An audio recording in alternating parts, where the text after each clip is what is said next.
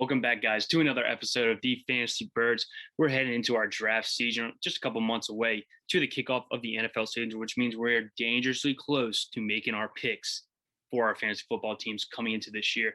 Not going to waste your time. We're getting into 3 wide receiver sleepers that we think you need to be drafting and targeting in the late rounds of drafts. We're talking guys late into the hundreds picks that you will definitely get a chance to get them in your drafts. So without further ado, let's run the clip. First guy on our list is going to be Antonio Brown. A lot of people all over Antonio Brown in drafts, and for good reason. I mean, he is going as the 114th overall player in drafts currently on Sleeper right now. So we expect that to move a little bit. But if you can get him at 114th, we're talking 9th round in a 12-team league, even later in a 10-team league. Antonio Brown is one of these steals that we need to be keeping our eye on. Look, he's Tom Brady's best friend. And Tom Brady, what do we know about him? He feeds his friends, okay? Rob Gronkowski, Antonio Brown, absolutely demolishing that Chiefs defense in the Super Bowl. And we expect it to keep going. From a year ago, Antonio Brown, after his 8-game suspension, joining the team the second half of the season, he actually had 45 catches for around 480 yards and 4 touchdowns. If we project that over a full season, we're looking at 90 catches and nearly 1,000 yards and 8 touchdowns. That's a wide receiver 2, wide receiver 3 numbers. But yet this guy's going in the 9th and 10th rounds of drafts. Absolutely makes 0 sense. Mike Evans, Chris Godwin going in the 4th rounds of most drafts. Antonio Brown actually had more receptions over them in the last 8 games of the season. So why are you paying the price for Mike Evans and Chris Godwin in the 4th round when Antonio Brown's out catching them and he's going 6, 7 rounds later? I mean, yes, we know Mike Evans doesn't need many catches to be effective because he's the goal line threat basically with Tom Brady, that little fade route. But Antonio Brown, the risk that you put into a draft pick here, so smaller than what you're going to pay for Mike Evans and Chris Godwin. I don't think there's any reason not to be drafting Antonio Brown with that upside that he has next year. His floor is an 8th round pick, yet you're getting him in the 10th, 11th round currently. Antonio Brown, a must target guy for me this year in fantasy football. I'm all over Antonio Brown. Next guy on our list is going to be Russell Gage, the number 2 wide receiver for the Atlanta Falcons. Could be wide receiver number 3 if you say Kyle Pitts is a wide receiver, but I mean, we're going to call him a tight end. 34% of Atlanta Falcons targets from a year ago are no longer there. What does that mean? Well, Julio Jones obviously out of the picture, but 34% of Matt Ryan's throws last year are going to need new targets. So Russell Gage in for a huge upgrade in the target category. Yes, Kyle Pitts is going to take a lot of those targets away, but Hayden Hurst, formerly the number 1 tight end in Atlanta, is no longer going to see anywhere near the volume, the target share he saw a year ago. Kyle Pitts is going to take a majority of that, but Russell Gage is still going to get his on the outside in the slot for Matt Ryan. You're telling me the wide receiver 2 on the Atlanta Falcons, who cannot play defense to save their lives, so they're going to be trailing in nearly every single game they play in. You're telling me the wide receiver 2 is going to go late as the 175th pick in drafts? Not a chance. Russell Gage, over 10 points a game last year from week 12 on when Julio Jones was out of the lineup. And he's had over 13 fantasy points per game in 5 of the last 7 games for this team. You tell me I can get that production with the 14th, 15th pick of my draft. I'm taking it every single time. And I'm even going up a little bit to get him in drafts. Now, this ADP is probably going to fly up as we get closer and closer to mock drafts. But Russell Gage's ceiling is just too high for me not to take him in the 11th, 12th round when he's going even later than that. Very, very minimal risk in drafting Russell Gage.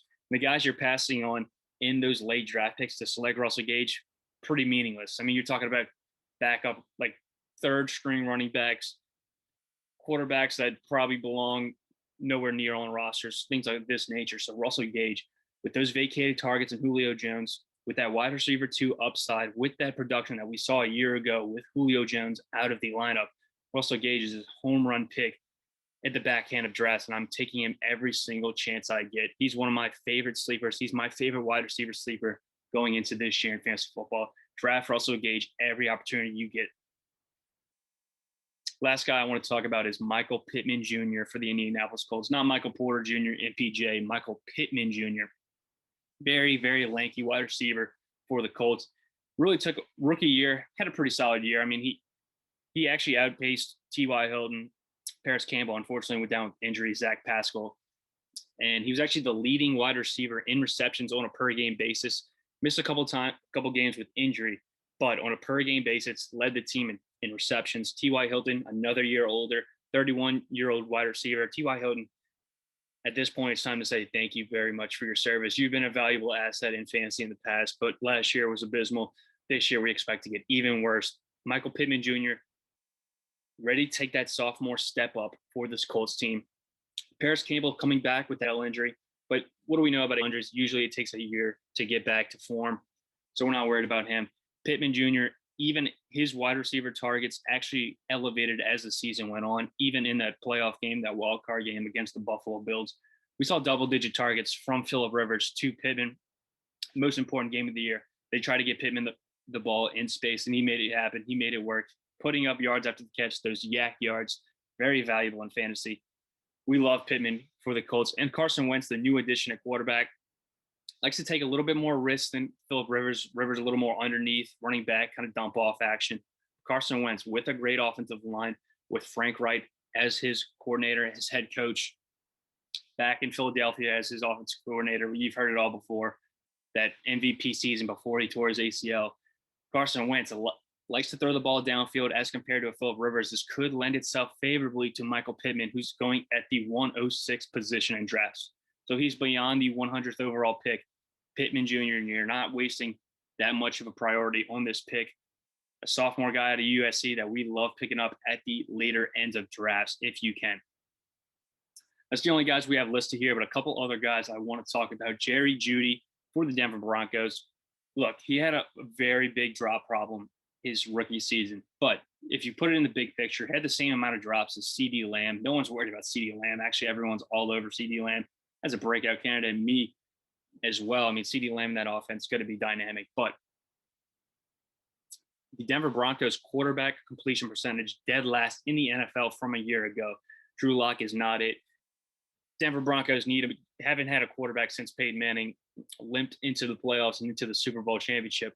Jerry Jeudy, also along with that low completion percentage from his quarterback, actually had the highest percentage of quarterback caused incompletions. What does this mean? Targets that went to Jerry Jeudy, the highest percentage in the NFL, were based off the quarterback's lack of accuracy. I mean, is anyone surprised by that with Drew Lock under center? I'm not. Teddy Bridgewater should be the quarterback of this team. And what do we see from Teddy Bridgewater a year ago? Three fantasy relevant wide receivers for that offense in Carolina.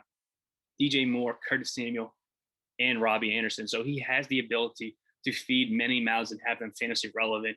You're getting Jerry Jeudy at the 96th overall spot in most drafts. So we're talking 8th, 9th, end of those rounds, 12-man league. So Jerry Jeudy, a guy I'm keeping my eye on it, along with Courtland Sutton, going a little bit earlier than Jerry Jeudy, but people kind of forget about Courtland Sutton, his talent. He could be the wide receiver one. So I like both of those guys out of Denver. Last guy I'm going to talk about as a sleeper is going to be Devonta Smith for the Philadelphia Eagles. And this comes as sheer volume. I mean, Jalen Hurts is not going to have anyone else to throw to in that offense. Jalen Reagor proved that he is not ready to compete at the NFL level. Devonta Smith, a very smallish guy, small body frame. You kind of hope that Devonta Smith can handle the elongated season the NFL is going to have this year with that smaller frame. But Devonta Smith is due for a breakout, obviously a breakout season. This is his rookie year, but due for a massive target share and volume share in that Philadelphia Eagles offense. He could be your Justin Jefferson from a year ago out of LSU. Devonta Smith, not the first wide receiver off the board in the draft, probably not the best wide receiver in the draft, but he will have the biggest volume share in his offenses. Philadelphia has absolutely zero weapons on that team at the wide receiver position for him to lose targets to. So we love those guys, Jerry Jeudy and Devonta Smith. Just two guys we're adding to the list, but these are our 5 wide receiver sleepers for 2021 fantasy football. I'm grabbing them. Very, very minimal risk. That's kind of the big thing here. Very minimal risk and super elite upside in these late round draft picks. These guys, if they hit, they couldn't be league winners, just like Justin Jefferson a year ago. You got him absolutely dirt cheap, and he ended up being high-end wide receiver too. Love that value. These guys that we think can duplicate that process from a year ago. But that's going to wrap it up here with the Fantasy Birds. We thank you for watching. See you next week.